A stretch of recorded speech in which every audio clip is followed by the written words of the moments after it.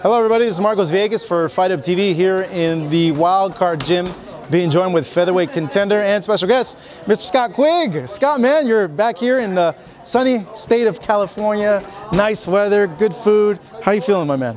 I'm feeling good. It's good to be back as well. Like I said, the weather, the training, back in camp, everything I love. I know we spoke a little bit off camera, so you have a return date. Yeah. You're returning October 20th in Boston. Tell me a little bit about that return and what do you expect out of yourself in that fight? Yeah, I'm back on the 20th of October on the Billy Joe Saunders Andrade card. It's going to be a 10-rounder. We're just finalising an opponent in this week. There's a few names floating about. So hopefully this week we'll get finalised. And I just want a good, solid 10-rounder, get back, you know, in the ring, get a good camp under my belt now. I've been here now 2 weeks and everything's been bang on straight away. So I'm looking forward to just get the momentum going again and then put myself back in the mix, because I'm still in the spot and I still believe I'm good enough to become world champion. Yeah, that got me thinking, like, why not go into another title fight or against like another contender? Why are you opting to get a 10-round fight? Because I mean, listen, if I could go straight back into a title fight, I would, you know. But there's a lot of them that are tied up at the minute. You know, the belt holders, they've got fights coming up, or you know, we want the biggest name opponent available. But with the way we've looked, everything's, you know, a bit of a traffic jam at the minute. So I want to keep busy. I want to get back in the ring, and then hopefully, you know, the fight after this, if not this one, then, you know, we want a good top 10, top 5 ranked opponent to put me right back in the mix. The last fight you had was an absolute war at the StubHub Center against Oscar Valdez. It was raining, but you guys were raining punches against each other. It felt like I was back home in Manchester, the way the weather was. But no, I enjoyed the fight. You know, it was a good fight to be involved in. We both give it everything on the night. I come up short. It's something that I'll learn from, and I definitely believe I'll improve from it. You broke his jaw, though. Like, it's not like you didn't leave with anything. He's still healing from that. You're 100%, and he's still healing from that. So it took its toll on him too. Obviously, we caused a lot of damage on each other, and like I said, I'll give him credit for that as well. I know what it's like to keep on fighting with a broken jaw. I did it in the Frampton fight, and he carried on. I think it was the 5th round when his jaw went, he carried on as well, and you've got to give him credit. He stuck to a very good game plan, used his feet, good movement, and like I said, take nothing away from him. How long does it take to recover from a fight like that, and what do you like really feel like the next day? Is it just like your whole body's completely sore, or is it not that bad? To be honest with you, I wasn't sore. Don't ask me why. My face. Are fighters usually sore the next day? Sometimes you'll have a fight and you win pretty comfortable, and then the next day you start thinking, oh, I can't remember getting it there, or this or that, and you start having a few aches. But surprisingly, I wasn't. You know, I really wasn't too bad. Other than obviously my face was a bit bashed up, especially my nose. But like I say, it's all part of the sport. You know, that's why you can't play with it. You've got to give, in training, you've got to give 110%. You've got to give boxing your life, because it's a dangerous sport. When you're in that ring, you know, anything can happen, and you've got to be prepared for, you know, whatever comes your way. So speaking of that fight, if fans do remember, there was a bit of a thing with the weight, and they're naturally going to be asking, Scott, can you still make 126? Oh, listen, I can make 126, no problem. You know, now just weighed myself now. I'm 136, and I've still got just under 8 weeks. So the weight wasn't a problem, as in, isn't a problem. It was the fact that 4 weeks out, or just under 4 weeks out, I fractured my foot, and it really did hinder the intensity of the work. You know, the first 6 weeks couldn't have gone any better. That's why I didn't want to pull out the fight. You know, I still thought I could win the fight.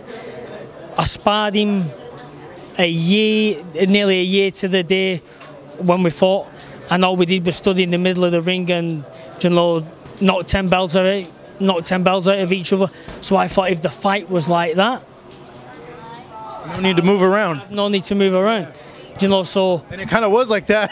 it was, but then he also, you know, I think one of the things what hindered me was breaking his jaw, because then he started to use his lateral movement, and you know what, he switched up, he changed his tactics, and you know what, every credit to him, because that made him cruise, you know, through the rounds that was getting tough for him, and it gave him more of a dimension, and I couldn't cut the ring off as quick as I wanted to because I was too flat-footed. But like I said, there's no excuses with a foot. There's nothing that the better man won than that, and I'll learn from it. And so I hope he's. I think I've seen something out recently. Hopefully he gets out the all clear and he can get back in the ring, and I wish him nothing but the best, unless we get the rematch. That'd be a killer rematch, to be honest. It'd be an action-packed one. You right now, like, who are you targeting? Like, who are you looking at? Like, okay, I want to target this guy now for this fight. Oh, obviously, I've got to get back in the mix. I've got to get whoever I need to fight to get back in the mix. But if you had a choice, if you could pick, to fight any of the world champions, I'd love to fight Leo Santa Cruz.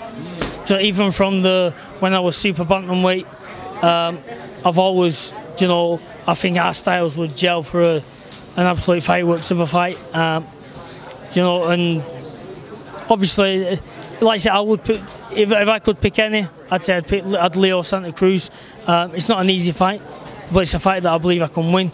But also there's obviously the Frampton and the Valdez fight, the two people that have beat me. I will always want to avenge those losses. So it's my job now to go out, get some good wins, put myself back in that position, and hopefully them fights can happen in the future. What do you make of Josh Warrington? I know he's been making some noise lately. Josh Warrington, yeah.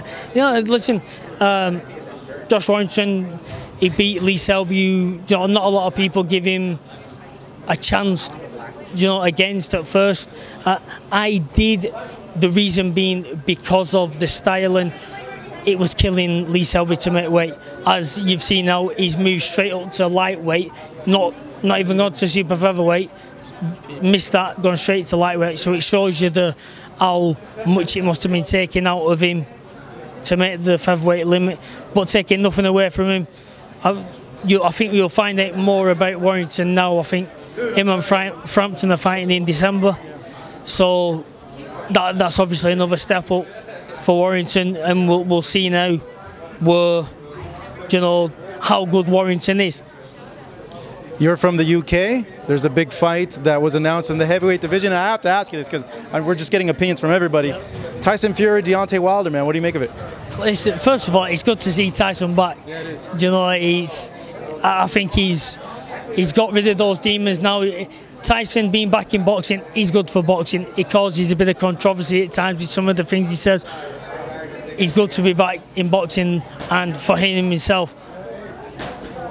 Do I think it's too soon to be getting in with Wilder?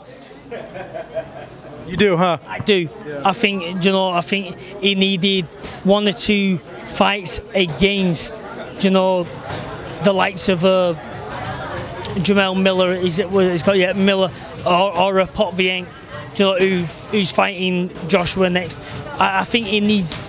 That would have set him up ideally for a Wilder fight, but them fights are still risky.